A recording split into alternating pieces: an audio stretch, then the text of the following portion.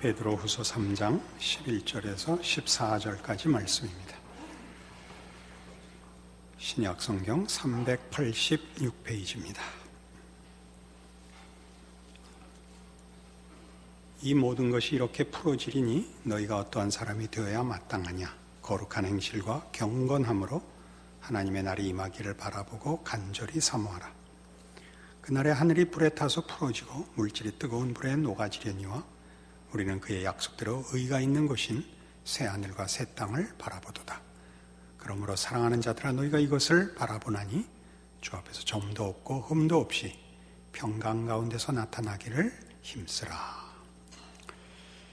우리는 지금 베드로 전후서를 통해서 초대교회의 그 정치적, 사회적으로 소수로 또 오해와 억압 가운데서 살 수밖에 없었던 신자들의 삶을 격려하며 소수로 살고 억울하게 살 수 있지만 억울할 이유 없는 우리가 가진 복음의 그 영광된 내용들을 확인시키는 베드로 사도의 서신을 읽고 있는 것입니다.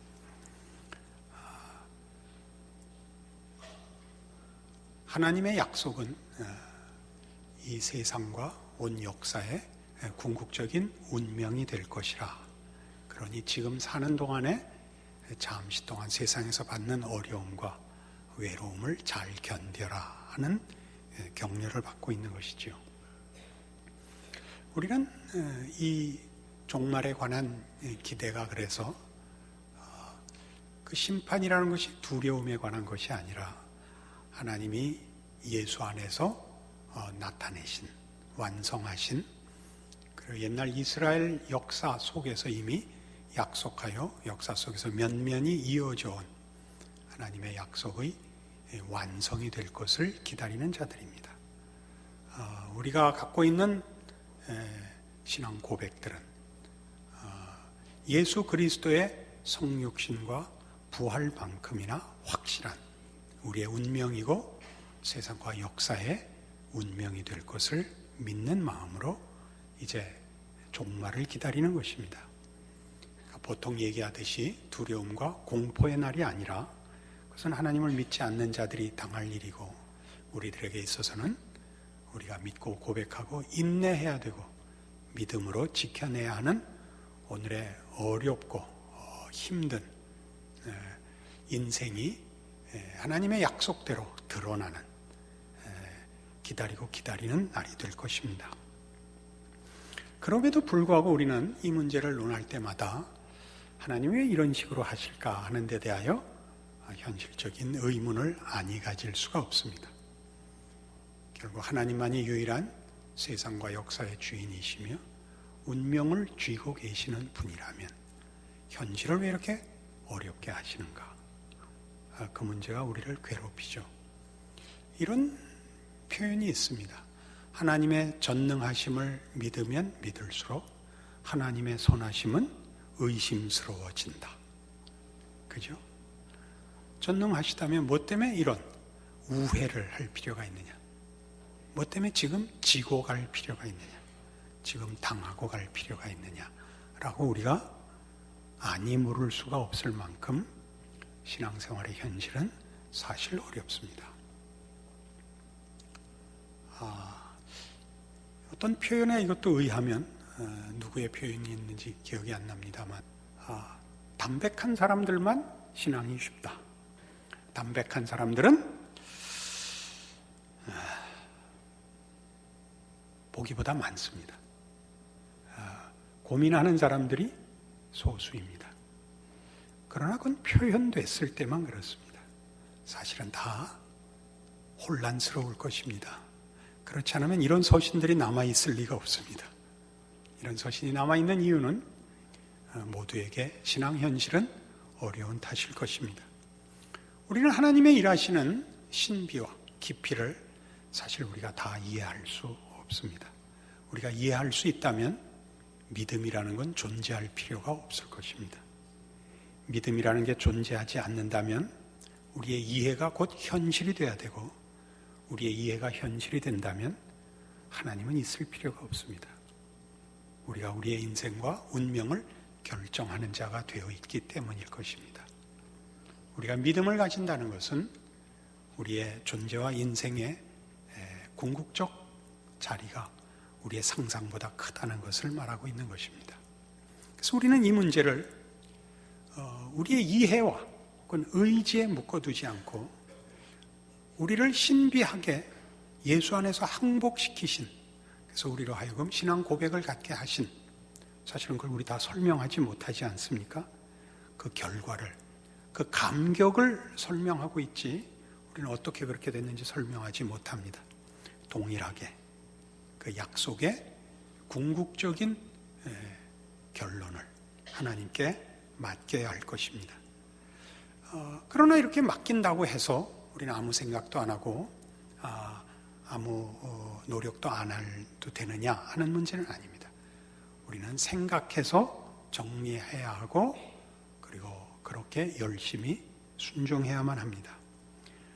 그런 면에서 오늘 신자가 이 세상에 신앙적으로 살기에 힘든 현실을 살아야 하는 이유 또는 살아가는 하나님의 방식에 대한 이해 또는 순종에 관하여 우리가 하나님의 백성이 되는 그 순간부터 하나님이 예수 안에서 나를 구하셨을 뿐만 아니라 예수와 묶었다라는 교회론적인 이해를 필요로 합니다. 교회론적인 이해를 한다는 것은 우리가 예수 안에서 묶여 있기 때문에 우리의 삶의 방식, 생각 또는 따라야 할 모범, 원칙 모든 것이 예수 그리스도께 있음을 말합니다. 그것은 다시 말해서 세상 방법과는 다른 것입니다. 세상 방법과 배타적일 뿐만 아니라 세상이 만들어낼 수 없다는 데 더 큰 의미가 있습니다. 그건 하나님만이 예수 안에서 주실 수 있는 것이지 세상이 줄 수 없는 것입니다. 우리는 오늘 본문에 14절에 보는 바와 같이 그러므로 사랑하는 자들아 너희가 이것을 바라보나니 주 앞에서 점도 없고 흠도 없이 평강 가운데서 나타나기를 힘쓰라 하는 결론적인 권면을 받고 있습니다. 이 점도 없고 흠도 없는 것은 주 앞에서입니다. 우리 하나님 앞에서입니다. 예수 그리스도 안에서입니다. 그것은 세상이 주는 것, 세상 앞에서 증명할 것, 세상 앞에서 평가받을 것 아니라는 뜻이죠. 그것을 우리는 살아야 됩니다. 그걸 위하여 모든 하나님의 백성들은 예수 그리스도와 묶여 있습니다. 에베소서 4장으로 가십시다.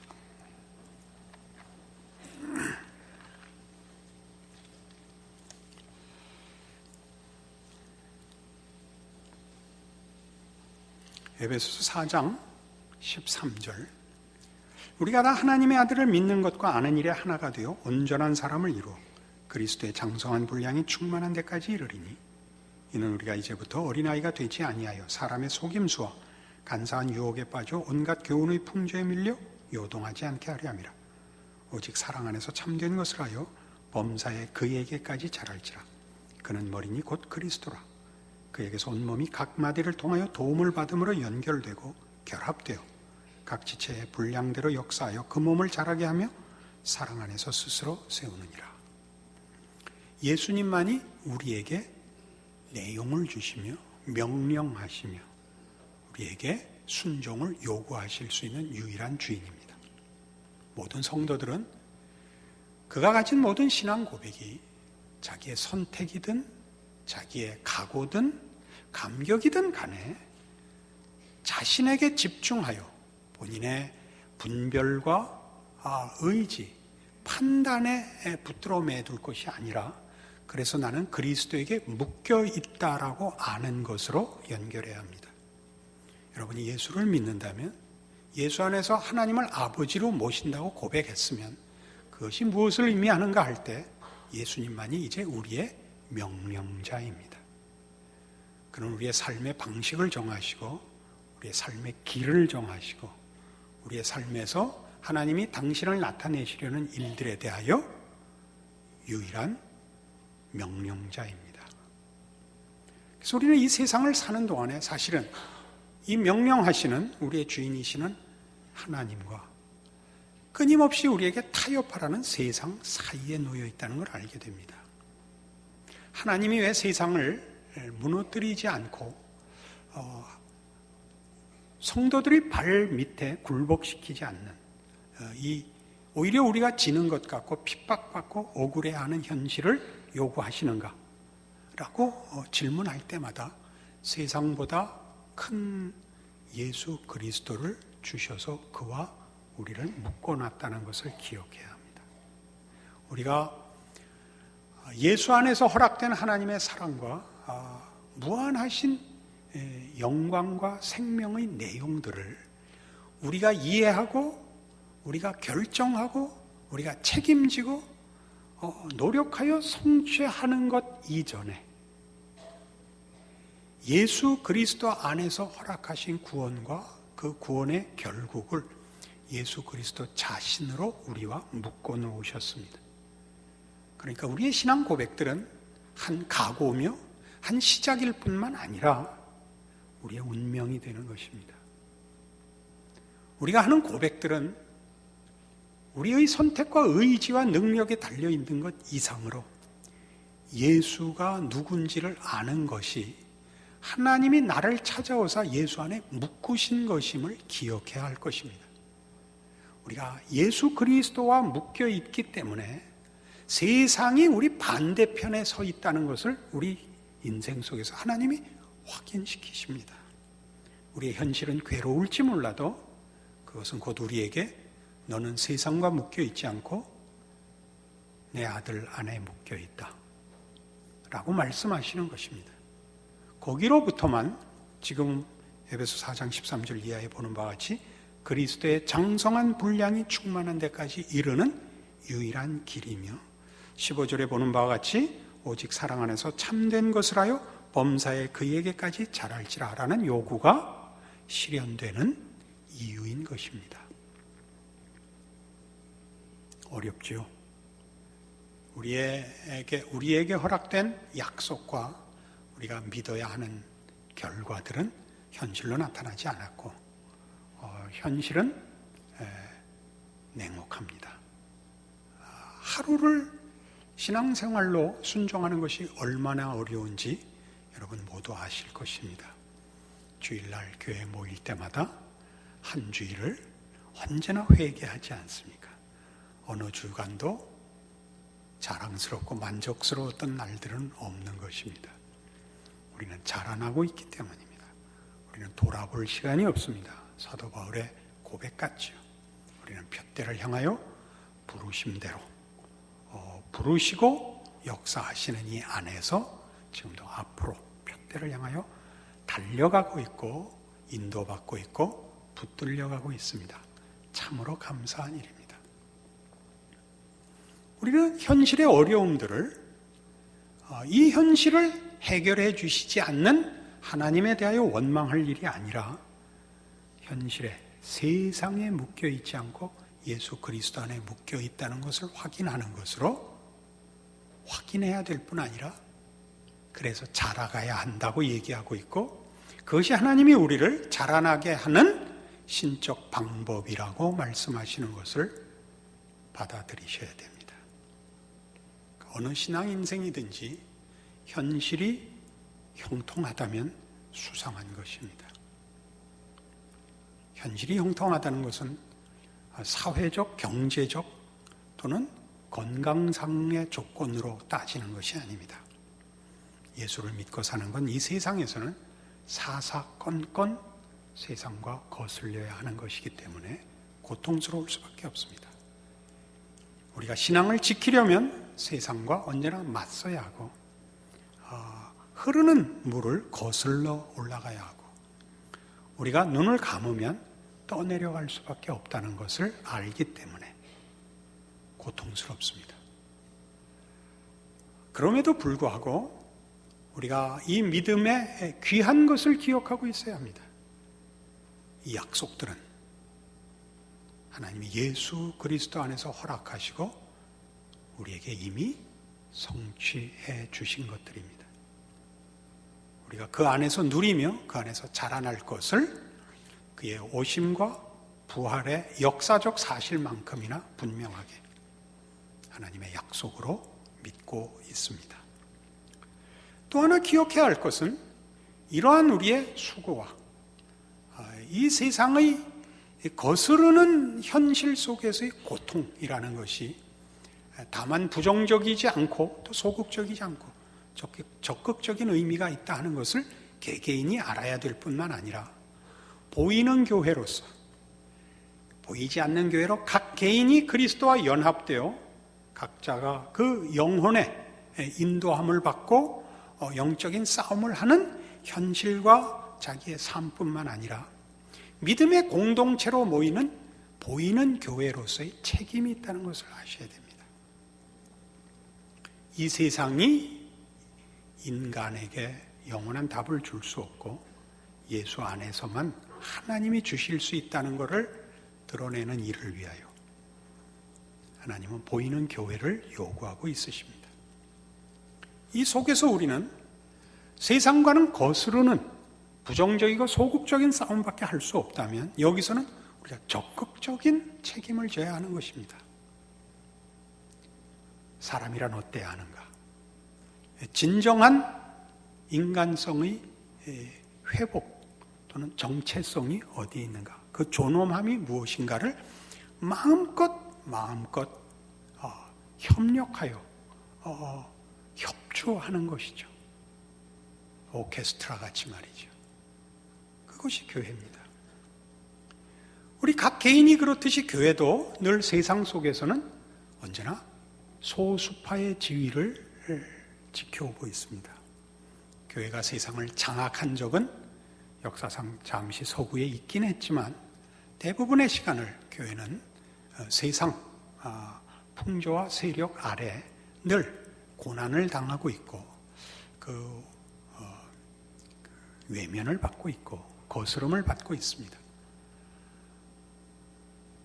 그러나 이 세상의 유일한 답은 인생과 세상과 역사의 유일한 답은 예수님밖에 없습니다. 그것을 나타내야 하는 것이 우리들의 책임이기 때문에 우리는 이 세상 속에서 하나님의 자녀이되 하나님의 전능하심 이상으로 하나님의 선하심과 자비하심을 위하여 지금 부름받고 있는 인생임을 기억해야 합니다. 산 위에 있는 동네가 숨기지 못하리라. 이것이 교회입니다.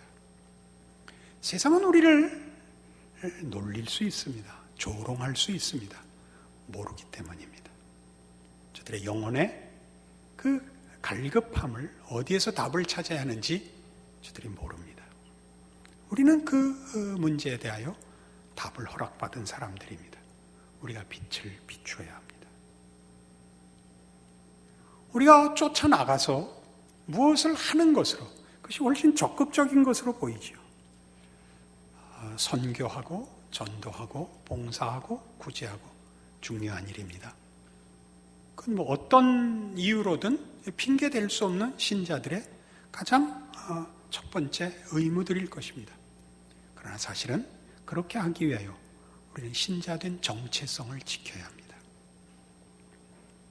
신자된 정체성을 지키는 사람들의 공동체의 세상과 다름을 보여내야 됩니다.